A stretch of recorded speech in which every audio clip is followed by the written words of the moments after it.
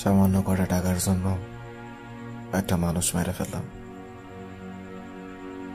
আমার নাম কুয়াশা।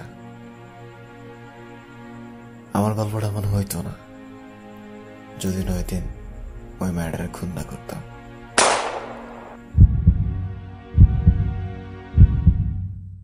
আর এই সময় হয়তো এখানে রিক্সাও পাবেন না, একটু ডিফিকাল্ট।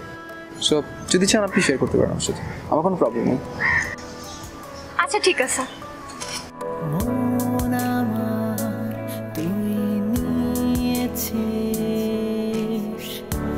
জীবনটা কি তুই